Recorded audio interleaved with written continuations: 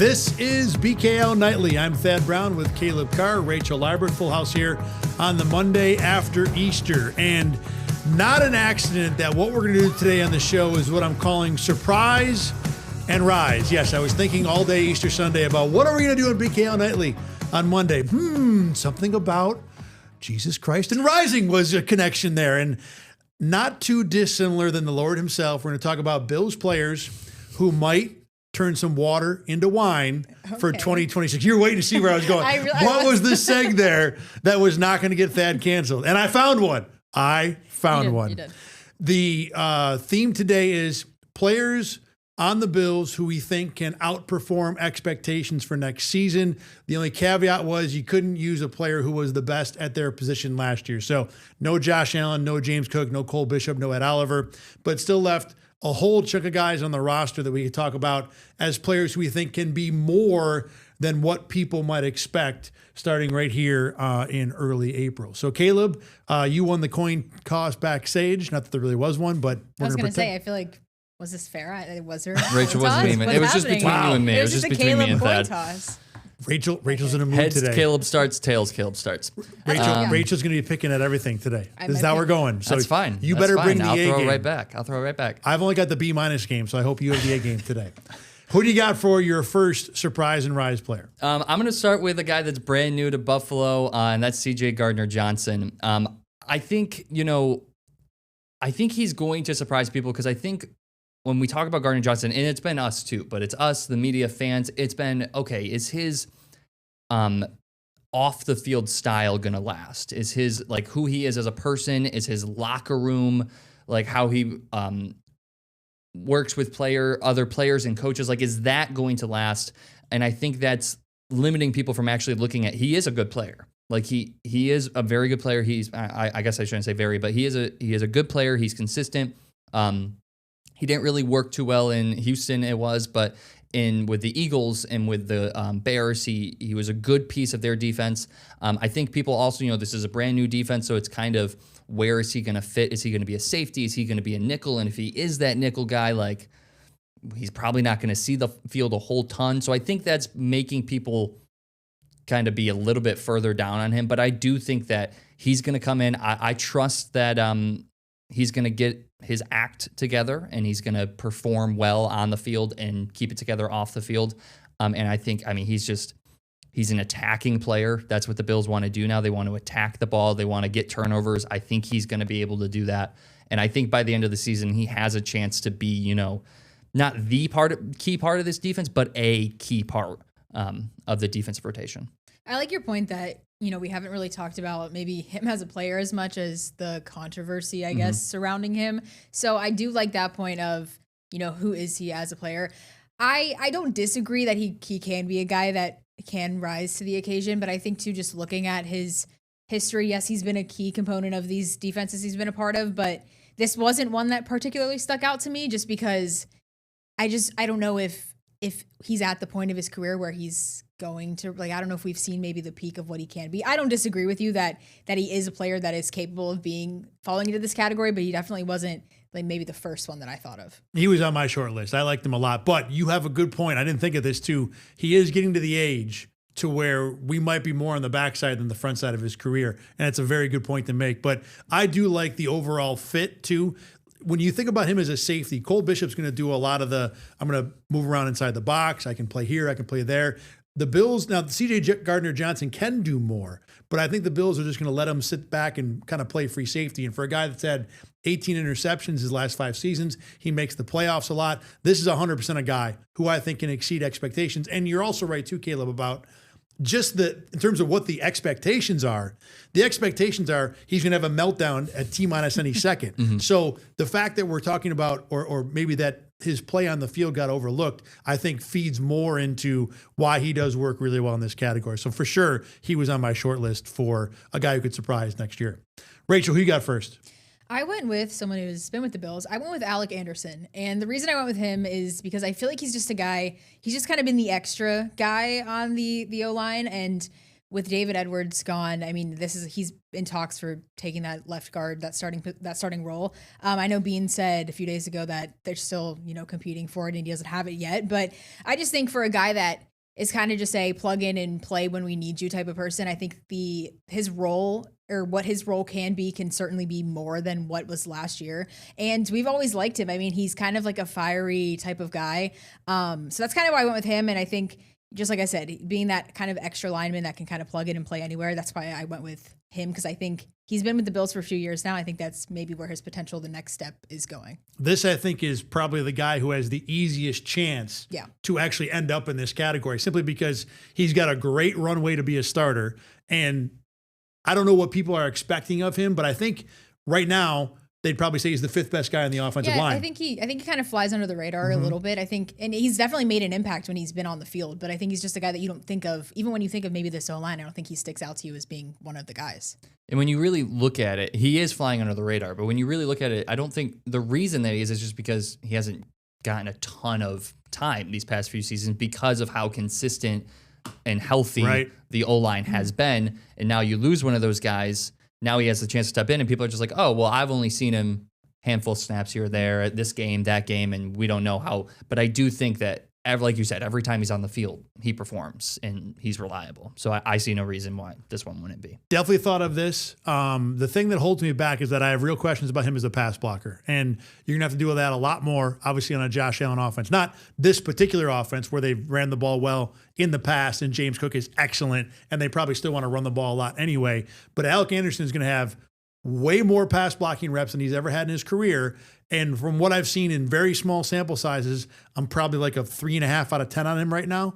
That easily can rise for any number of reasons, but I have real questions about him as a pass blocker. So I think in terms of, can he exceed being the 5th best offensive lineman by a significant amount? I have questions about it, even if it would not surprise me in the least. My first guy is going to be same position, other side of the offensive line. I'm going to go with O'Cyrus Torrence. And there's not a whole lot of thinking here. Simply put, the guy's in a contract here. So in terms of, it's the tale of as old as time.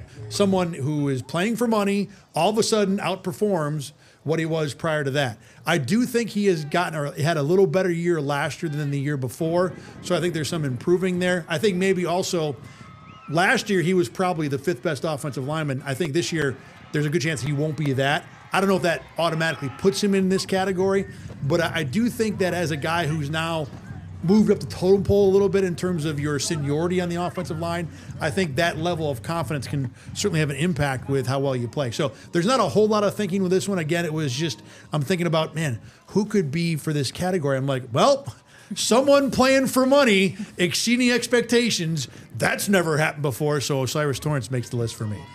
Thinking about it too, I think I put him a while ago when we were doing our keep cut trade episode. I think I cut him. So I was like, when you first said this, I was like, that's an interesting take. But I get why you're saying it, because he's a guy that's basically playing to prove that he can play still and have a role. So I mean, I do like this one. Kind of, he just falls into that category.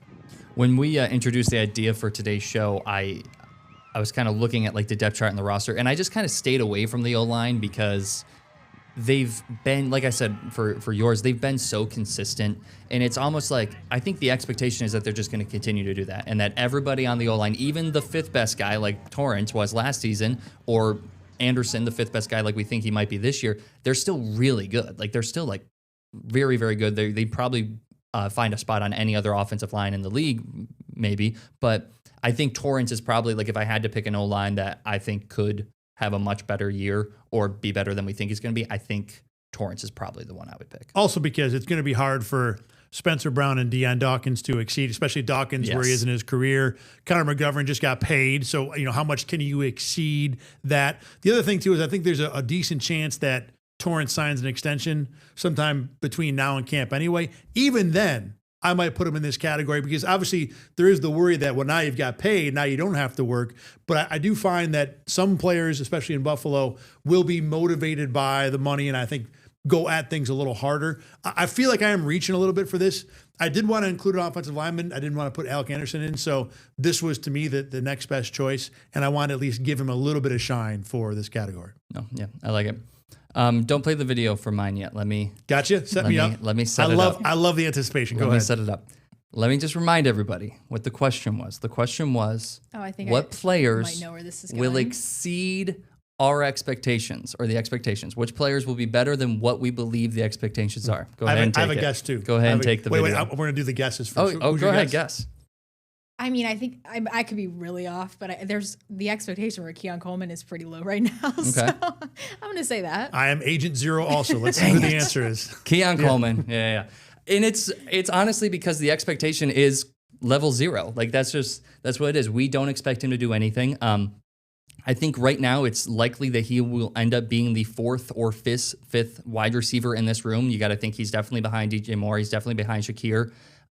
If the Bills draft a wide receiver in rounds 1 or 3, or if they somehow move up to round 2, like we were talking about a couple weeks ago, they probably start by the beginning of the season. They're probably ahead of him on the depth chart. And then if Palmer is able to be a little bit better than he was last year, then Coleman and Palmer are probably battling for that 4th spot. So there's a real world where Keon Coleman is considered the 5th best wide receiver in the room. But I think that if Joe Brady is serious on what he's talking about, he keeps pounding the table for him. He keeps saying that the best thing that could have happened for you was me becoming your head coach.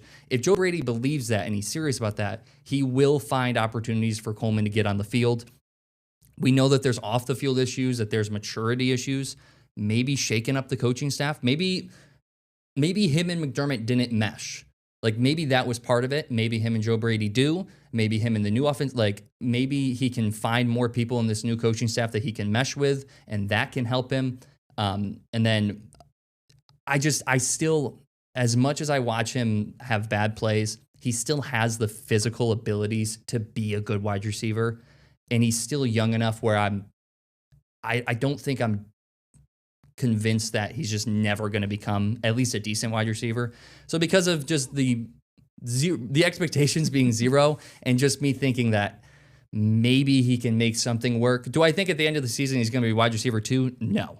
But he can maybe prove that he's a decent wide receiver 3. I think that's possible. To be fair, if he's wide receiver anything, he might already be in this category. Honestly, you're right. If he's just on the team by the end of the end of next season, that might be better than expectations.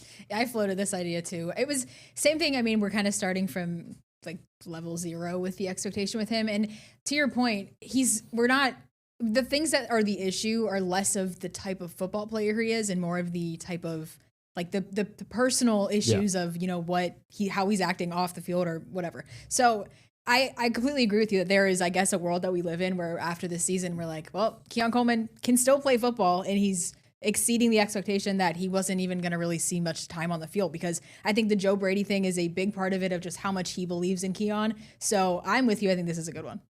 This is understanding the assignment times 100. I mean, this is exactly the type of guy that we probably should be talking about in this. And I really, to be honest, didn't even think of him. Didn't even come into my mind. That makes me feel awesome. Didn't even consider it. That makes me feel so awesome. And look, you don't even know. I talked about Alec Anderson probably as the best opportunity to actually end up in this category.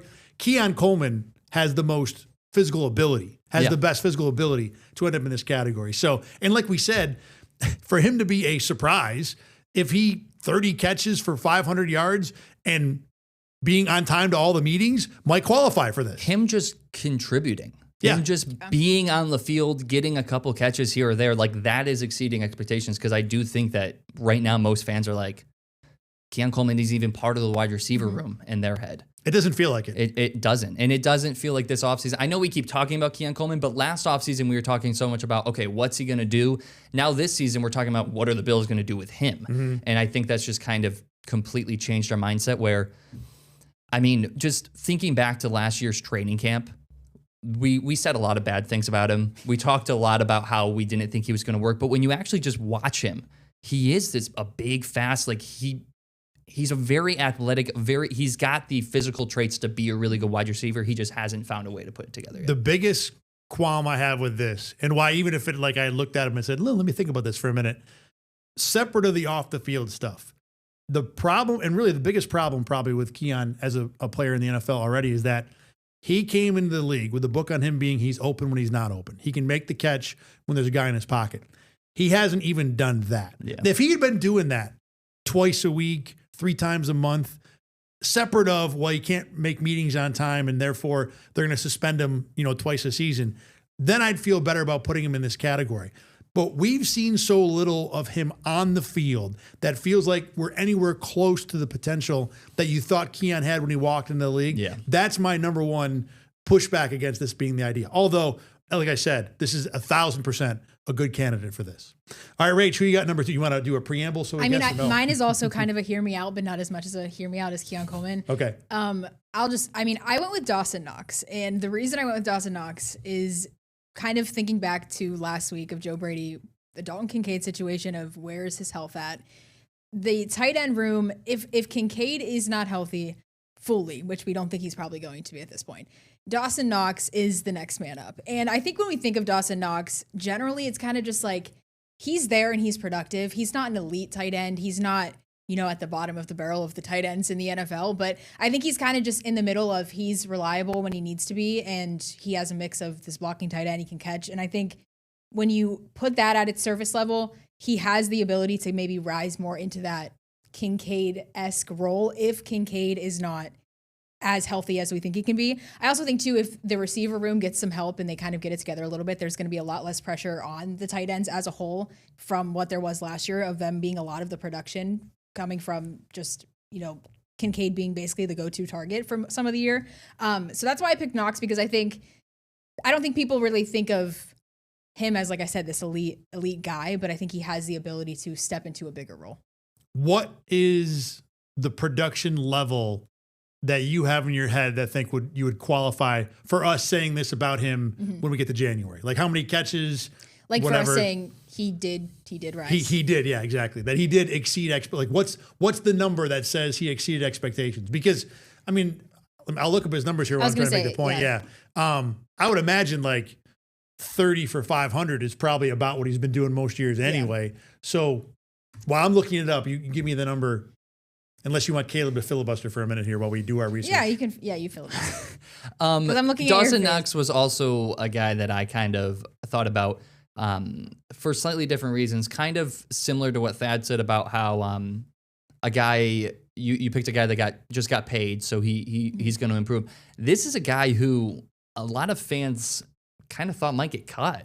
This is a guy that we were like, he could be a cut candidate, and he stuck around. So maybe, kind of a prove yourself type of year, prove that you belong. Because if you're a cut candidate this season, and you don't do anything, well, that means you're just going to be even more of a cut candidate the following year. One would think, yes. Especially if Kincaid is healthy. You talked about how Kincaid wasn't healthy. If Kincaid wasn't healthy, he could step in. I think it's even more important that he has a good year if Kincaid is healthy, just to prove that he belongs on this team. So I did like it, but again, kind of what you're saying right now is I think the expectation for him is always handful of catches and 300, 400, 500 yards. I just don't know if he has even if he plays a full season as a starter, I don't know if he has the physical ability to do that. The prove it angle of this is a very legit part of it, though, because you think about what Dawson Knox's career arc has been with the Bills. It's been 3rd round pick. It's been a couple decent years, a little pop year in 2021, and then it's getting paid. So everything has been, we love you, you're the best. And this year was, take a pay cut or you're gone. Mm-hmm. So that's a whole different dynamic for a guy walking into an offseason. And that could easily motivate him. Going back to the point about numbers. So Knox's last 3 seasons, 22 catches, 36 his last year. And then 186 yards, 311, 417. So what do we think the expectations are? Probably 30 for 400, or maybe a little less than that? I would say it's probably a little less than that. And it's also tough to make an expectation on him because we have no clue what's going on with Kincaid.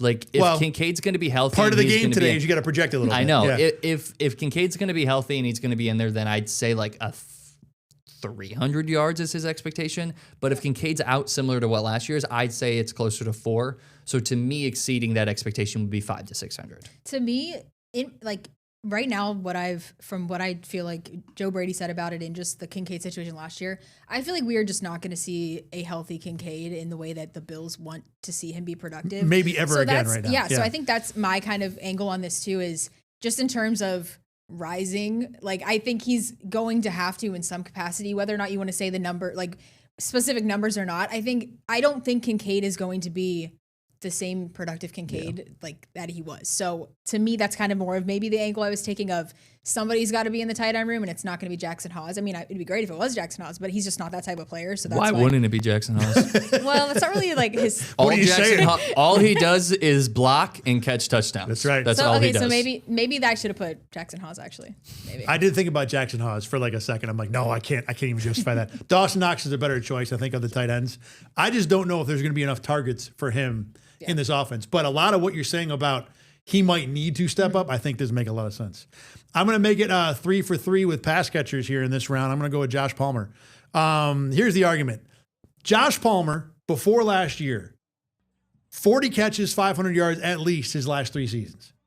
Last year wasn't even close to that. Now, injuries were a part of it, so that's part of my argument too. This is still a 27-year-old receiver, so this is the guy that's in his prime. This is still a guy who I think is one of the better separators on the team. I know on this team it don't say much, but it's still true.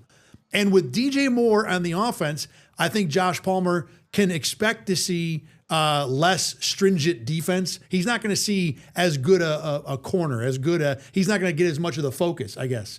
I don't know how much different that is, but I do think it all plays into what do people think Josh Palmer is going to be right now? Like next to nothing, the third receiver, because that's all the Bills have. I feel like the expectations are really, really low. And Josh Palmer going back to 40 for 500, because that's what he always did before he was hurt last year, to me seems like a pretty reasonable bet. So you put that all together, and I think we got a guy who has surprised and rised. My grammar is terrible there, but you guys know where I'm going with that. It's a prison combining both. Well, again, I'm going back to the Christ is risen. That's all. When you go to church, you have all those banners in your head. I can't get it out of my head. But anyway, going back to the point of the player, I think Palmer is a guy who could easily, not to be the number 1 receiver, but can he be a productive 3? He was exactly that with the Chargers for 3 years. I don't disagree. I did look at Josh Palmer and kind of, I didn't spend too much time thinking about it because I was just like, I just wasn't impressed with what he put on tape last year. I mean, injuries were a part of it, like you said, but I don't know. I don't know if he'll, with Moore coming in and then, other receivers in the mix, I just don't know if I see Josh Palmer having that season that he's had besides like the season he had last year, like the normal Josh Palmer. So I don't disagree that he could be that guy, but I just don't know if I have a lot of faith in that right now. I mean, we rewind like 10 minutes ago to when I literally said that Keon Coleman and Joshua Palmer are going to be battling for the 4th wide receiver. I think that just shows you what the expectations for him are. So in that made me feel really good about my choice. Yeah. In that sense, yeah, because I do. He is still a guy that for a while with the Chargers was a really good number 3.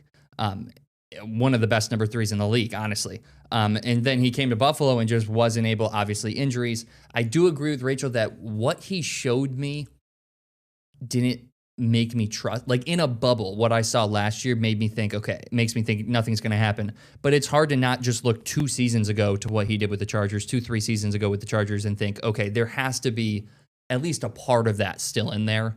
Another offseason with Josh Allen doesn't hurt. Joe Brady as the head coach now probably doesn't hurt. And maybe even just a little bit less pressure. Because I do think when he came in last season, we were like, all right, it's got to be Keon Coleman, him, or Shakir. One of those 3 have to be the guy. But now we know DJ Moore's the guy, Shakir's the guy. Now we're trying to figure out who the number 3 guy is. And that's where Palmer's comfortable. So the other thing I'll say about this too, if the Bills draft a receiver early, which I would still probably bet on right now, I think Keon Coleman is the one that gets hurt. Probably. Because it makes it really hard for him to find a regular spot. I think Palmer is more likely to still, he's the dependable guy. He's the high floor guy. He's the guy that's going to show up on time to meetings guy. So I feel like even if there's a draft pick, I still feel like this could be a choice for a guy who could end up in this category. Yeah. Okay, so that's all the guys we have ready for that. I do have one other topic I want to throw at you guys in the last 5 minutes here. So one of the NFL podcasts I listen to is on the Ringer Network. It's called the NFL Draft Podcast. It's a fantasy podcast during the season. Not important. They did a piece recently on ranking every team in the NFL based on vibes. Now, the idea was not necessarily just vibes in a vacuum, but relative to where last season ended, what have the vibes changed to now? So in other words, like the Broncos went out and got Jalen Waddle. Their vibes are better. They feel good. The Bills, take a guess real quick where they ranked 1 out of 32, just top of your head. I would say faster towards the middle. I was going to say somewhere in the middle. That's what I thought Maybe too. Like 16. They ranked them 30th. 3-0. Really? Yes. Wow. Yes. Sorry about that. So I wanted to throw that at you because I had the same reaction as you guys. Like, really? What was 30th? the reason? The argument was, and what they really said was, think about where the Bills were between the Jags game and the Denver game. So I think they're breaking their own rules a little bit because I took it as from the end of the Denver game till now. But if you go from before the Denver game and then ride through McDermott fired, Brady hiring was not inspiring, the Pakula press conference was terrible. Now the vibes have risen since then. There it is again. But I'm sorry, what? Oh, risen, yeah. There's yeah. a risen. Hey, I stay with the theme, everybody. But if you go from before the Jags game through that dip of the press conference, 30th though. Yeah.